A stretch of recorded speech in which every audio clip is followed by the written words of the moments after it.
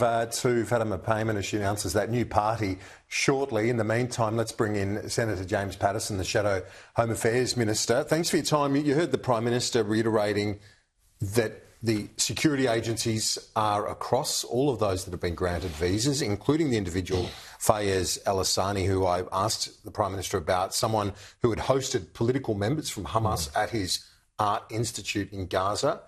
The Prime Minister rejected the notion that the fact that he's got a visa shows the process was rushed. He says the agencies are across everything they need to be. Does that give you any comfort?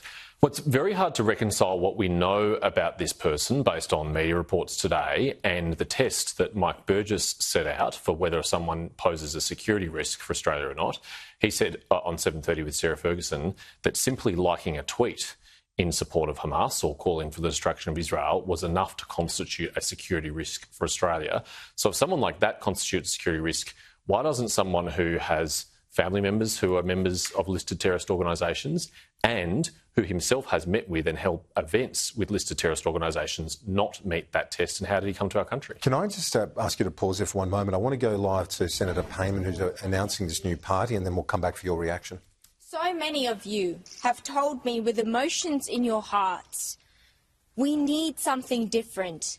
We need a voice. It is this cry for change that has brought us here today. Because we can no longer sit by while our voices are drowned out by the same old politics. It's time to stand up, to rise together, and to take control of our future. And so it is with great humility and deep responsibility that I announce the formation of Australia's Voice, a new political party for the disenfranchised, the unheard, and those yearning for real change. Australians are fed up with the major parties having a duopoly, a stranglehold over our democracy. If we need to drag the two major parties kicking and screaming to do what needs to be done, we will do it. I'm reminded of the quote by the great Gough Whitlam. There are some people who are so frightened to put a foot forward, to put a foot wrong, that they won't put a foot forward. This comment was made in 1985 and applies so much to the current Labor Party, who has lost its way. Australia's Voice believes in a system where people come first, where your concerns are not just heard but acted upon. We reject the status quo that serves the powerful and ignores the rest, the forgotten people, as Robert Menzies put it.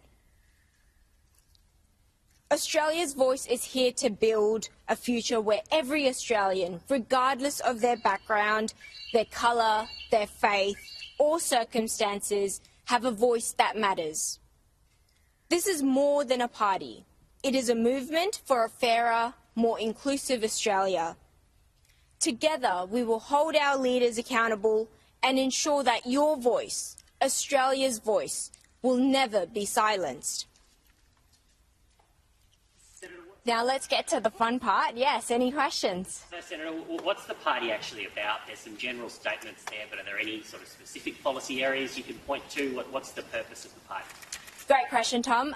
We're obviously launching the party today. The policy platform will come in time, and I'm very excited to publicly announce them in due course. Are there any that you can announce or any you can point to? All you have to do is look back at a few of my speeches since becoming an independent, whether that's negative gearing and capital gains tax in terms of housing affordability, or whether it's looking at our aged care reform bills, or whether it's looking at early childhood education, making sure that parents and families are able to put food on the table while ensuring their kids get a good education. So there's lots to look at, but obviously we will be announcing it in due course. So primarily based on your policy positions and your previous, it's a party based around you and your previous advocacy? It's a party that's based on what Australians want and what I've been hearing from Australians. They are fed up of the major parties, the two major parties playing politics and being afraid of making any form of progressive reform when it comes to bills that will ease the pressures on Australians. So this is a party for all Australians, and I'm really excited to be here to launch it. No policy platform, but there is a name, Australia's Voice. That's Senator Payman announcing her new party. Senator Patterson joins me, the Shadow Home Affairs Minister. We're talking about security matters. We'll get to those in a moment. But your reaction to that, this Australia's Voice party, but no policies?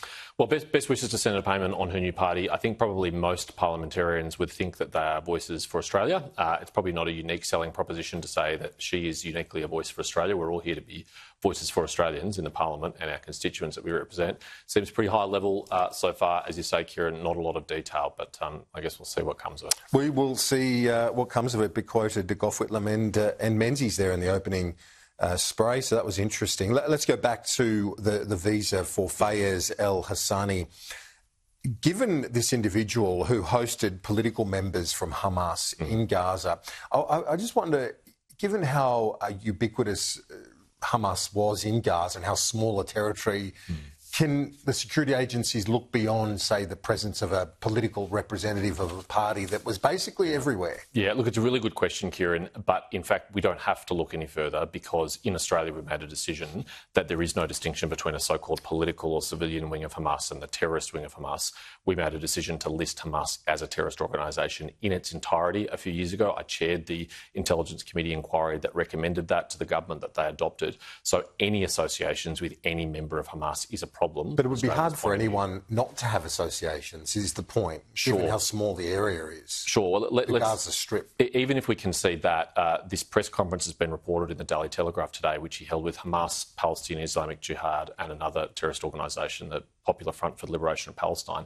At that press conference, he is supposed to have said that we need to keep all options on the table for resolving the issue with Israel. We need to wage resistance by all means necessary. Now, that sounds to me, frankly, like advocacy of terrorism and certainly toleration of terrorism. Should he be booted? Do you think he should be... someone like this, I don't think even clears the bar for character, let alone security. I mean, if you are associating with terrorist organisations, if you're publishing and exhibiting artwork which is anti-Semitic in nature, which glorifies terrorism, that's enough grounds, let alone that apparently immediate members of his family were senior leaders in terrorist organisations. Do you welcome the fact the Prime Minister has ruled out emphatically any relationship with the Greens in the next Parliament if there is a minority government situation? No, I take no comfort from that at all because prior to the 2010 election, the Labor Party, of which he was a senior minister, made exactly the same commitment. And yet after the election in 2010, in the Gillard Minority Parliament, they entered into an arrangement for the Greens. We all know if there was anything standing between Albanese and another term of Parliament, even doing a deal with the Greens, he would be the first person to rush to do a deal with the Greens. Would you like to do a preference situation, though, as the two peak Jewish groups have said? Yeah.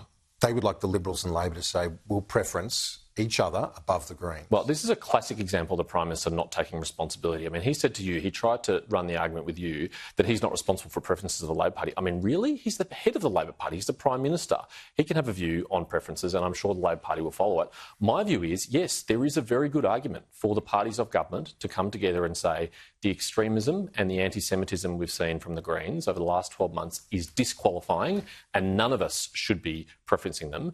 But unless the Labor Party is willing to have that conversation with us, we're not going to give them a free kick and let them do a deal with the Greens while we put them last. On the situation with Hezbollah and Lebanon, the State Department has said it supports Israel's incursions into southern Lebanon to degrade Hezbollah's capability. I put that to the Prime Minister a number of times, and he reiterated that he supports Israel's right to defend itself. Do you support that? Do you welcome it? Yeah, but based on what I saw in that interview, I'm not sure the Prime Minister's across the detail, or maybe he's just trying to skate across the surface here, because there now is a gulf between what the Biden administration is saying and what the Albanese government is saying. No one from the Albanese government has been willing to say that Israel has a right to dismantle Hezbollah, that they support Israel dismantling Hezbollah.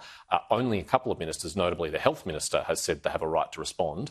The Prime Minister has not repeated that phrase, nor has the Foreign Minister. Why won't they say that Israel has a right to respond? But if they've got a right to defend itself, implicit in that is the right to dismantle a terrorist group on your border, isn't it? You would think so, Kieran, but the Prime Minister has had these dueling, competing positions of we should have a ceasefire and Israel has a right to defend itself. They're incompatible. You can't defend yourself in a ceasefire. You have to take offensive action against your opponents. That's what Israel's doing. Australia should support them, as the Biden administration does. Senator Patterson, thanks. Thank you. In breaking news, New Zealand has cut